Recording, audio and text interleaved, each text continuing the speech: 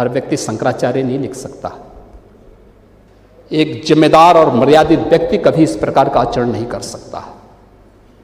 Samajwadi party बार बार एक झूठ को दोहराने का प्रयास करती है अनावश्यक रूप से, यानी जो मुद्दा नहीं था उसको जानबूझ करके मुद्दा बना करके और उसके माध्यम से जो चीजें प्रयास किया गया।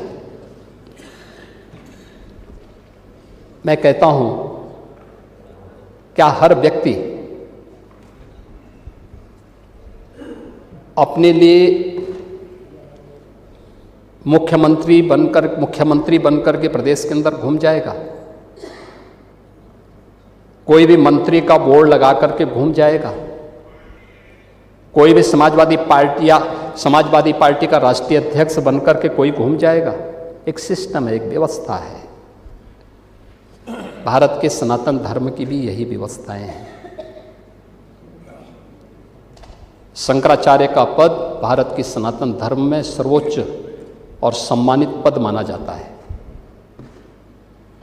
बहुत पवित्र माना जाता है। इस सदन की व्यवस्था आप देखते होंगे, परंपरा से और नियमों से संचालित होता है।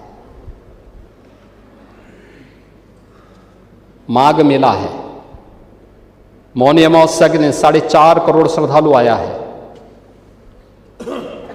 सबके लिए एक व्यवस्था बनाई गई है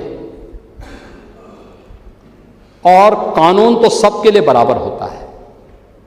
मेरे लिए कोई अलग कानून नहीं। अगर मैं अपराध करूंगा तो उसी कानून से मैं भी देखा जाऊंगा, जिस कानून से कॉमन मैन देखा जाएगा।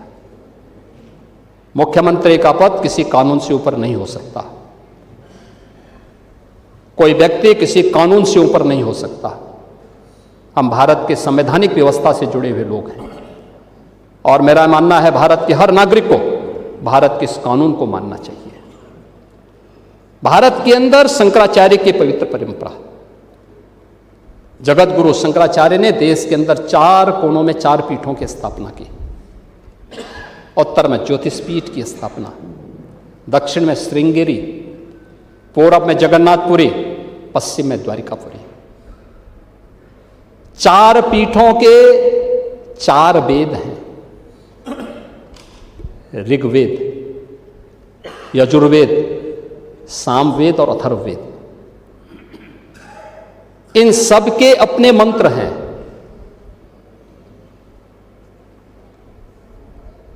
ऋग्वेद, इसका मंत्र प्रज्ञानम ब्रह्म, ये प्रज्ञा ही ब्रह्म है, ये इसका मंत्र है। क्योंकि बुद्धि की पवित्रता पर ऋग्वेद ध्यान देता है। यजुर्वेद अहम ब्रह्मास्मि, ये इसका मंत्र है, मैं ही ब्रह्म हूं। कोई भी साधक जब अपनी साधना की पराकाष्ठा में पहुंचता है तो उसको इस बात की अनुभूति होती है। यही उपनिषदों का उद्घोष भी है। सामवेद तत्त्वमसि, यानी उस आत्मा के बारे में तू ही वह है, यानी जिसको तू बाहर ढूंढ रहा वो तुझ में ही है।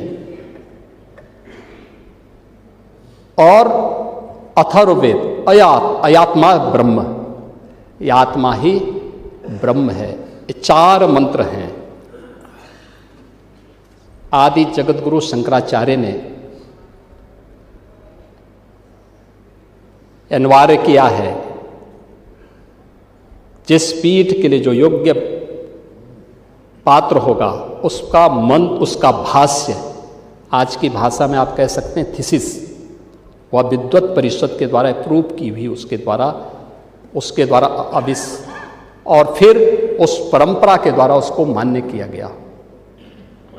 हर व्यक्ति शंकराचार्य नहीं लिख सकता। हर व्यक्ति हर पीठ के आचार्य के रूप में जाकर के जहां तहां वातावरण खराब नहीं कर सकता। उन मर्यादाओं का पालन सबको करना होगा। और अगर वो शंकराचार्य थे तो क्यों आप लोगों ने लाठीचार्ज किया था वाराणसी में? क्यों FIR लॉन्च किया था? आप नैतिकता की बात करते हैं? 4.5 करोड़ श्रद्धालु जहां पर आए हों, वहां पर जो एग्जिट गेट है, जहां से श्रद्धालु बाहर निकल रहा है स्नान करके, उस द्वार, उस पेंटून से, उस मार्ग से किसी को बाहर निकलने का कोई वो नहीं, क्योंकि उससे अंदर जाने का कोई प्रयास करता है तो एक नए स्टैम्पेड को जन्म देता है, वहां पे नए भगदड़ को जन्म देता है, श्रद्धालुओं के जीवन के साथ खिलवाड़ करता है। एक जिम्मेदार और मर्यादित व्यक्ति कभी इस प्रकार का आचरण नहीं कर सकता, कभी नहीं कर सकता। आपको पूछना है, सपा के लोग पूछें, लेकिन हम लोग मर्यादित लोग हैं, कानून का शासन पर विश्वास करते हैं, कानून का शासन पालन करना भी जानते हैं, पालन करवाना भी जानते हैं, दोनों चीजों को एक साथ लागू करवाना जानते हैं। लेकिन इसके नाम पे गुमराह करना बंद करिए आप लोग।